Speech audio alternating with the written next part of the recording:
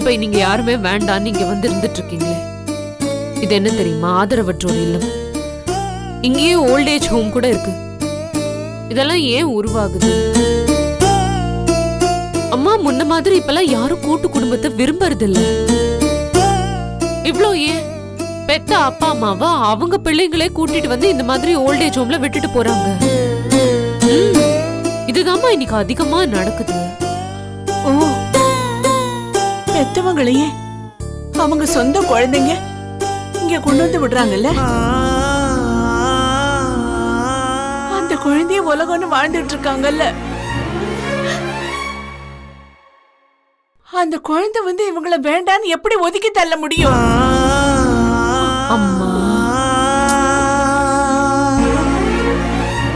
அம்மா உங்க பிள்ளைங்க உங்க மேல உயிரியே வச்சிருக்காங்க.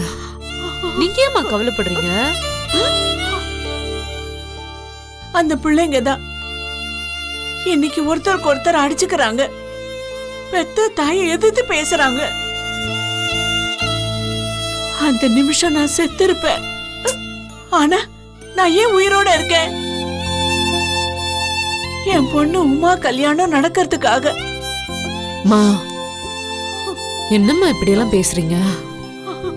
சரி, இப்ப நீங்க வீட்டை விட்டு வந்துட்டா மட்டும் உமாவுக்கு நல்லது நடந்துருமா? சொல்லுங்க பாப்போம், அதையாவது ஒழுங்கா பண்றாங்களான்னு, இல்ல பொண்டாட்டி பேச்ச கேட்டுக்கிட்டு அதையும் கண்டுக்காம விட்டுடுறாங்களான்னு அதையும் பாப்போம். ஐயோ மா, என்ன இது? உமா கல்யாணத்தை பத்தி நீங்க கவலையே படாதீங்க. நீங்க உமாவை எங்க அண்ணனுக்கு தானே கல்யாணம் பண்ணி கொடுக்க போறீங்க. அந்த பொறுப்பு எங்களுக்கும் இருக்குல்ல, நாங்க பாத்துக்கிறோம். அழாதீங்கம்மா. சரி வாங்க போலாம், வாங்க. இல்ல பானு, நான் இப்ப அந்த வீட்டுக்கு வரல. தேடுவாங்கம்மா, வாங்க. தேடட்டும், ஒரு 2 நாளைக்கு தேடட்டும். நான் இல்லாதனால அந்த கவலையில ஒரு பிரச்சனையும் வராம இருக்கும்ல. இத்தனை வருஷத்துல நான் ஒரு நாள் கூட அந்த வீட்டை விட்டு வந்ததில்ல. மனச கல்லாக்கிக்கிட்டு நான் ஏன் இங்க வந்து உட்கார்ந்துருக்கேன்? அப்படியாவது அந்த குடும்பம் பழைய மாதிரி ஒத்துமையா இருக்கணும்னு தான். அவங்க மாறுற வரைக்கும் நான் வரமாட்டேன். பானு, நீ என்ன பார்த்த விஷயத்த யாருக்கிட்டையும் சொல்லிடாத. சரி, நான் உங்களை இங்க பார்த்ததை யார்கிட்டயும் சொல்லல. நீங்க அந்த வீட்டுக்கும் போக வேண்டாம். ஆனா இப்போ எந்திரிச்சு என் கூட வாங்க. எங்க? வாங்கன்னு சொல்றேன்ல, வாங்க.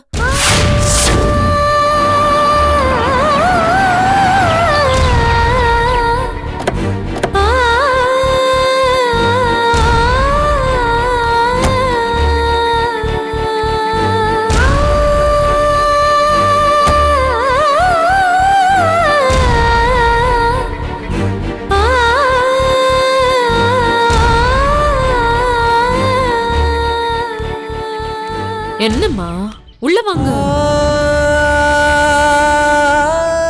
ஏம்மா இவ்ளோ தயங்குறீங்க? உங்க வீடுதான், வாங்க.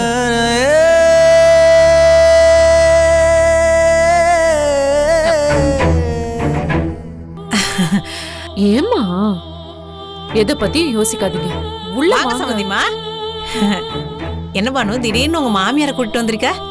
அம்மா அவங்க ஏதோ மன கஷ்டத்துல இங்க வந்திருக்காங்க. நாம எதை பத்தியும் பேச வேணாம், உள்ள போய் பேசிக்கலாம். உள்ள வாங்க சம்பந்திமா, உள்ள வாங்க. வாங்க, கூட்டிட்டு வா பானு.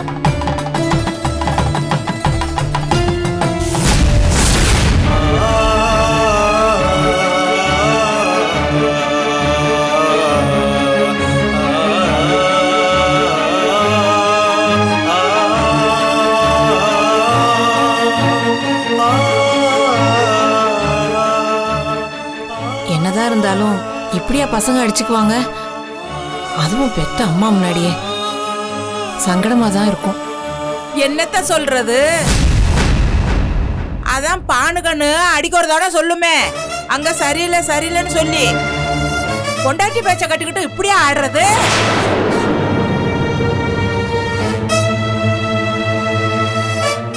இந்த இவரும் தான் இருக்கிறாரு. லட்சுமி கிட்ட என்ன ஏதுன்னு கேட்பார தவிர அதுக்காக பேச்ச கட்டுக்கிட்டு ஒரே தான் மண்டே ஆட்ட மாட்டாரு. அதுலயும் உங்க குடும்பம் பெரிய குடும்பம், கூட்டு குடும்பம். எல்லாரும் பிறந்து வளர்ந்து ஒண்ணு மண்ணா பழகிட்டீங்க. திடீர்னு கைகலப்பு வந்துருச்சுன்னா பெத்த மனசு எப்படி இருக்கும்?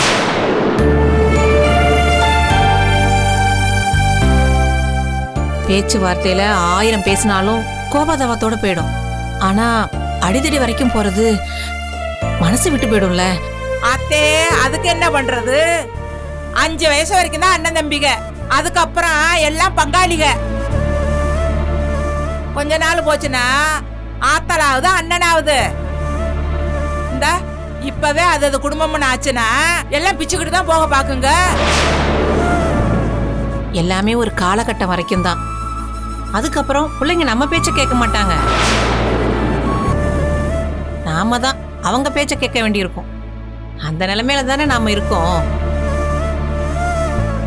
என்ன இருந்தாலும் சொல்லாம இங்க வந்துட்டீங்க. வீட்டுல எல்லாரும் தேடுவாங்கல்ல. கொஞ்சமாவது அவங்க உணரணும். அதான் நான் கிளம்பி வந்துட்டேன். எல்லாம் போட்டும். நான் இங்க இருக்கிறத யார்கிட்டயும் சொல்ல வேண்டாம். அதெல்லாம் ஒரு பிரச்சனை இல்ல சம்பந்தியம்மா. ஏதோ வருத்தமான சூழ்நிலையில இங்க வந்திருக்கீங்க. மனசுக்கு எப்ப பிரியப்படுதோ அப்ப என்ன முடிவு எடுக்கணும் தோணுதோ எடுங்க. நீங்க ஒண்ணு வித்தியாசமாவே நினைச்சுக்க வேண்டாம். இதுவும் உங்க வீடு மாதிரி தான். இத நான் உங்ககிட்ட சொல்லணும்னு இல்ல, பானுதான் உங்க பொண்ணு மாதிரின்னு நீங்க அடிக்கடி சொல்லுவீங்கல்ல.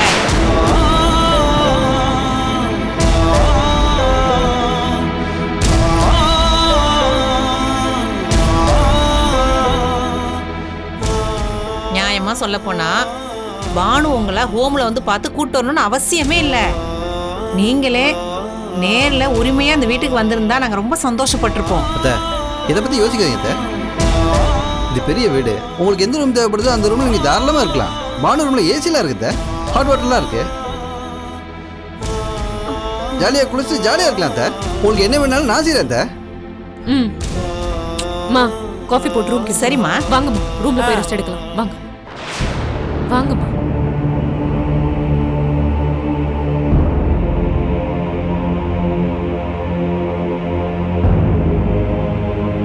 இருக்காங்க. ஏய் என்ன? ஓ சாரி சாரி சாரி.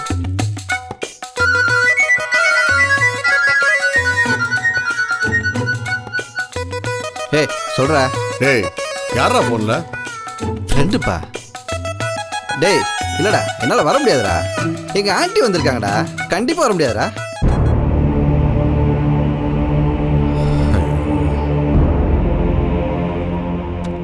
மா உட்காருங்க. ஏம்மா இவ்ளோ யோசிக்கிறீங்க? இது உங்க வீடு, இது உங்க ரூம்.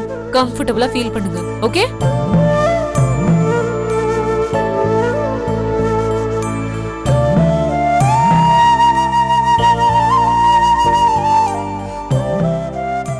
மா எதை நினைச்சும் வருத்தப்படாதீங்க. எல்லாம் சரியாயிடும். சரியா? அவங்க பேசினதெல்லாம் எதுவும் மனசுல வச்சுக்காதீங்க. You okay? சரி, கவலைப்படாதீங்க. சரிம்மா. ஒரு 5 மினிட்ஸ்மா, நான் போய் ரெடி ஆயிட்டு ஓடி வந்துடுறேன். இத பத்தி யோசிக்க கூடாது, கவலைப்படக்கூடாது. இல்ல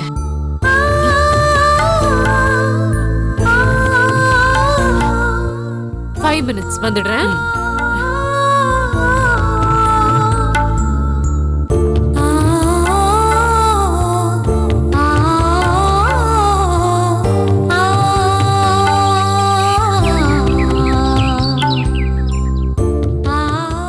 பானு, மா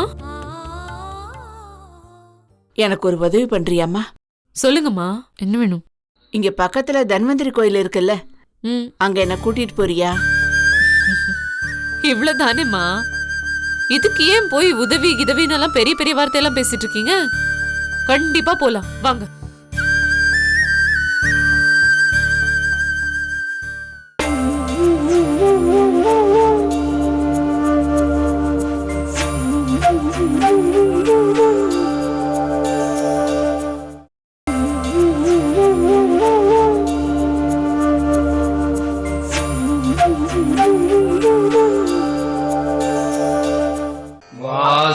देवाय विद्महे वैद्यराजाय धीमहि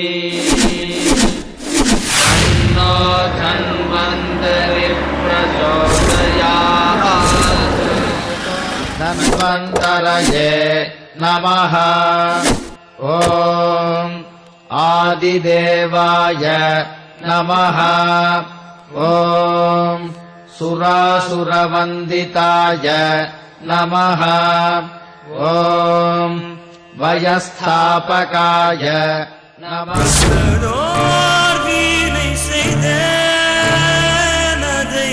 நலங்கட புழுதியில் எரிவதுண்டோ நல்லதோர் வீணை செய்தேன் அதை நலம் கெட புழுதியில் எரிவதுண்டோ சொல்லடி சிவசக்தி என்னை சுடர்மிகு அறிவுடன் படைத்து விட்டாய் சொல்லடி சிவசக்தி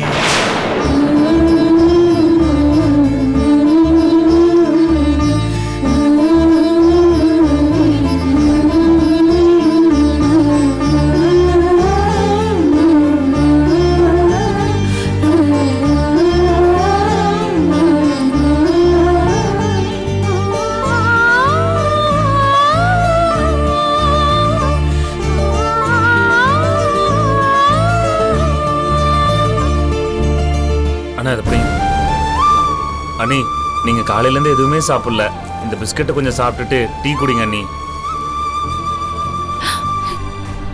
எனக்கு எதுவும் வேண்டாம் தம்பி.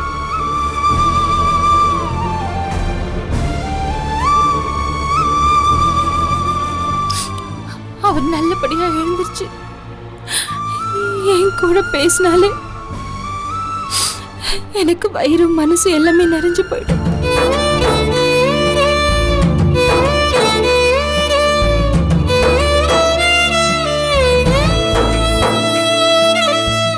இல்ல தம்பி, எனக்கு எதுவும் வேண்டாம். அண்ணா நீ கொஞ்சம் டீ குடினா. வேணாம், அவங்க 2 பேரும் சாப்பிட்டோம், அவங்க தான் எதுவுமே சாப்பிடல. வேண்டாம் இல்லைண்ண, மனசு விட்டு போச்சுண்ண. நம்ம குடும்பத்து மேல யாரு கண்ணு பட்டுதோ என்னவோ, ஒண்ணு மாத்தி ஒண்ணு நடந்துட்டே இருக்கு. அம்மா ஒரு பக்கம், அண்ணன் ஒரு பக்கம்.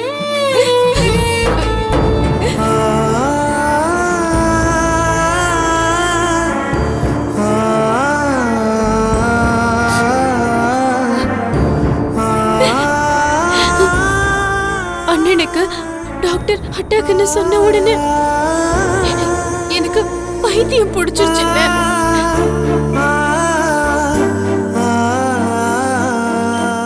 அண்ணி அப்படியே அரை மயக்கம் ஆயிட்டாங்க. பாருங்க பாருங்க எப்படி ஆயிட்டாங்க. அண்ணி பைத்தியம் பிடிச்ச மாதிரி ஆயிட்டாங்க. வாக்கினிலே இனிமை வேண்டும், மனதில் உறுதி வேண்டும். வாக்கினிலே இனிமை வேண்டும், நினைவு நல்லது வேண்டும். நெருங்கின பொருள் கைப்பட வேண்டும், மனதில் உறுதி வேண்டும்.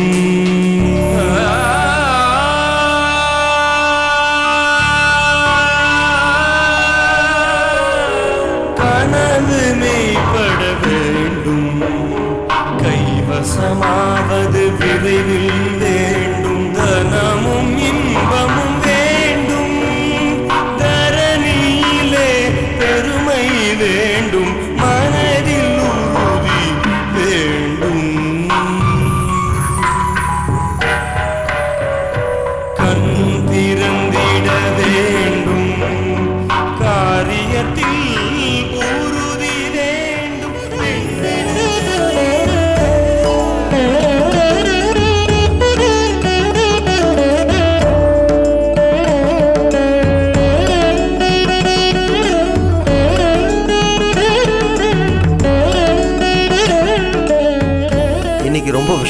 நாளில் வந்திருக்கீங்க நீங்கள். சுவாமியை பற்றி நான் உங்களுக்கு ஒரு சில வார்த்தைகள் சொல்கிறேன். Dhanvantari is the god of medicine. மருத்துவ கடவுள். அவர் கூப்பிட்டாதான் நாம வர முடியும். அதுவும் விசேஷமான முறையில் அமைஞ்சிருக்கார்.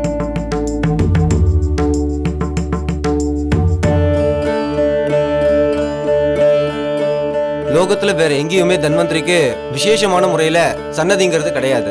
இங்க வந்து என்ன பிரார்த்தனை பண்ணிட்டாலும் அந்த கோரிக்கை, அந்த எண்ணங்கள் அப்படியே நிறைவேறும். இது சத்தியமான வார்த்தை. இந்த விசேஷமான சுவாமியை சேவிக்கணும்னா அவர் கூப்பிட்டாதான் வர முடியும். அப்புறம் இன்னொரு விஷயம், எப்படி திருப்பதி பெருமாள் அவர் கூப்பிட்டாதான் நாம சேவிக்க முடியுமோ அந்த மாதிரி தான் இவரும். தன்வந்திரி வைத்திய கடவுளா இருக்கார். மகாவிஷ்ணுவோட அம்சம். அதனாலதான் சங்கு சக்கரத்தோட இருக்கார். இப்போ நீங்க அவரோட கழுத்துல பாருங்க, செத்தஸ்கோப்போட இருக்கார். உடல் நோய் மனநோயை போக்கக்கூடியவர்.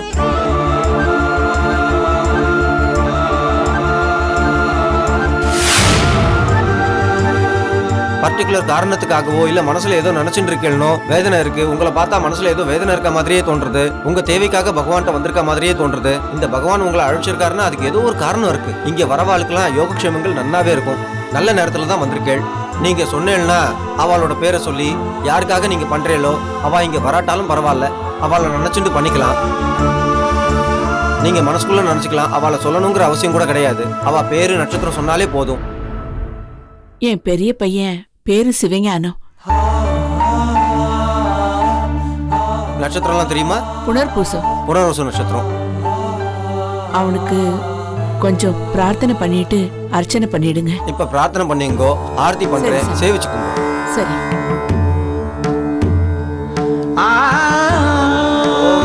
மகாவிஷ்ணவே அமிர்தகலசஹஸ்தாய சர்வாமய விநாசனாய त्रैलोक्यनाथाय श्री महाविष्णवे नमः.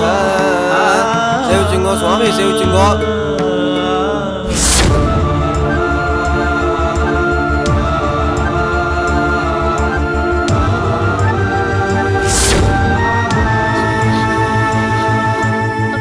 அம்மா அம்மா பத்தி ஏதாவது தகவல் கிடைச்சதா அண்ணா?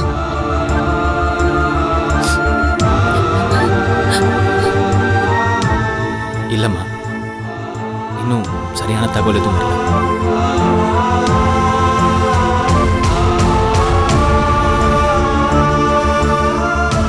அண்ணி, அம்மாவை தேடி ராஜேந்திரன் ராமேஸ்வரம் வரைக்கும் போயிருக்காங்க.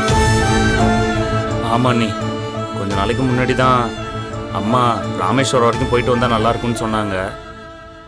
ஒருவேளை அங்க போயிருப்பாங்களோன்ற ஒரு எண்ணத்துல தான் நம்ம ராஜேந்திரன் தேடி போயிருக்கான். ராஜேந்திர அண்ணனுக்கு தகவல் சொல்லிட்டீங்களா அண்ணனை பத்தி? இல்லை உமா, இங்கே நிலைமை எதுவும் சரியில்லை.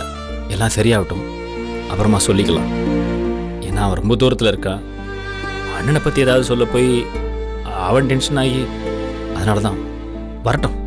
அப்புறமா அண்ணா, அண்ணி டாக்டர் அண்ணனுக்கு இப்போ எப்படி இருக்கு டாக்டர்? அவரு இப்போ ஓகே தான். அபாய கட்டத்தை தாண்டிட்டாரு.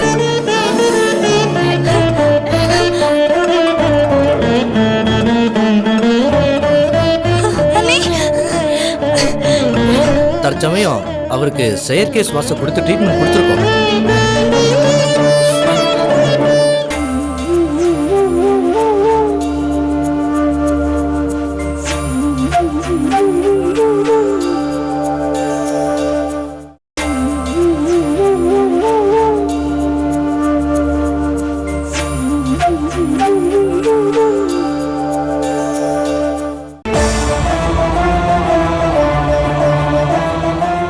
பண்ணி செக் பண்ணியாச்சு. ஹார்ட் ப்ராப்ளம் ஸ்டார்டிங் ஸ்டேஜ் தான். இதுதான் ஃபர்ஸ்ட் அட்டாக் அவருக்கு. சுகர் பிபி நார்மலா இருக்கிறதுனால ரிஸ்க் ஃபேக்டர் கம்மியா இருந்திருக்கும். இதுக்கப்புறம் எடுத்த CT scan reports, ECG scan எல்லாமே வந்த பிறகு டீடைலா அனலைஸ் பண்ணலாம். இப்ப பார்க்க முடியுமா? நோ நோ நோ, நாங்க இப்பதான் அப்சர்வேஷன்ல வச்சிருக்கோம். இன்னும் ஒரு 5-6 ஹவர்ஸ் ஆகும். அதுக்கப்புறம் அவரை போய் நீங்க பார்க்கலாம்.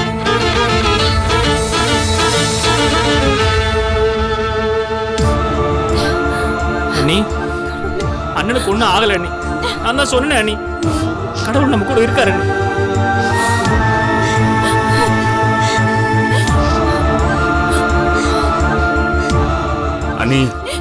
அண்ணி அண்ணன் தான் நல்லா இருக்காருன்னு சொல்லிட்டாங்கல்ல, இப்போ நாச்சும் டீ கொஞ்சம் குடிங்க அண்ணி. குடி சரவணா. இந்தாங்க. கொஞ்சம் குடிங்க அண்ணி, நீங்க தெம்மா இருக்கணும். ஒண்ணும் ஆகல, குடிங்க. இந்த புடி. சாப்பிடுங்க அண்ணி. இரு பிஸ்கட் தரேன். உட்காருங்க.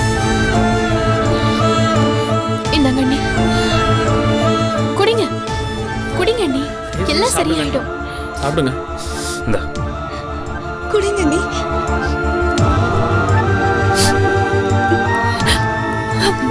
நீங்க சாப்பிடுங்க அண்ணி, சாப்பிடுங்க. வாங்கிக்கங்க அண்ணி. சாப்பிடுங்க. ஒண்ணும் ஆகாது. இந்தாங்க.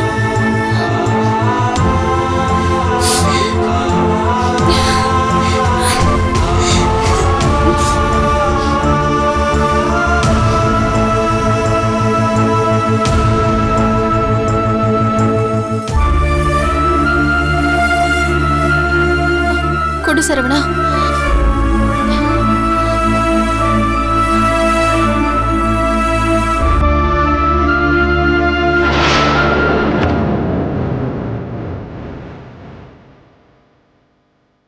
ஓம் நம சிவாய, ஓம் நம சிவாய, ஓம் நம சிவாய, ஓம் நம சிவாய.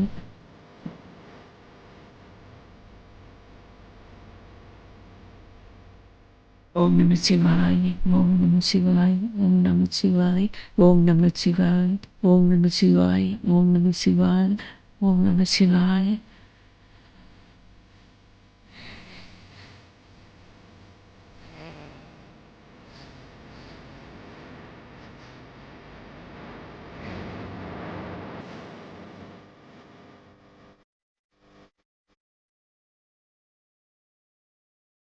மா உட்காந்துக்கலாமா?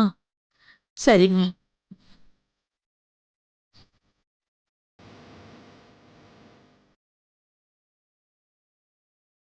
இப்ப மனசுக்கு பரவாயில்லையா இருக்காமா? சந்தோஷமா இருக்குமா? என்னன்னு தெரியல, வீட்டை விட்டு வந்ததை தாண்டி மனசுக்குள்ள என்னமோ ஒரு நெருடல் இருந்துகிட்டே இருந்தது. சாமி கும்பிட்டதுக்கு அப்புறம்தான் எனக்கு கொஞ்சம் மனசுக்கு நல்லா இருக்குமா. உனக்கு தாம்மா நன்றி சொல்லணும். என்னம்மா நீங்க நன்றி அதுன்னு சொல்லிட்டு. உங்ககிட்ட ஒன்று கேட்கணும்னு நினைச்சேம்மா. நீங்க வழக்கமா கோவில்ல எல்லாருக்கு பேர், ராசி, நட்சத்திரம் சொல்லி எல்லாருக்காகவும் அர்ச்சனை பண்ணுவீங்க. இன்னைக்கு என்ன உங்க மூத்த பையன் பேர் மட்டும் சொன்னீங்க? ஆமா இல்ல, ஏன்னு தெரியலம்மா. பொதுவா நான் கோயிலுக்கு போனேன்னா வீட்டுல இருக்கிறவங்க பேரு, ராசி ஒருத்தர் விடாம சொல்லுவேன். இன்னைக்கு அந்த சாமி கேட்டப்போ எனக்கு சிவையான பேர் தான் வந்ததுமா. அது என்னன்னு தெரியல. இப்போ ஓகே தானே? மனசுக்கு ரொம்ப நிம்மதியா இருக்குமா.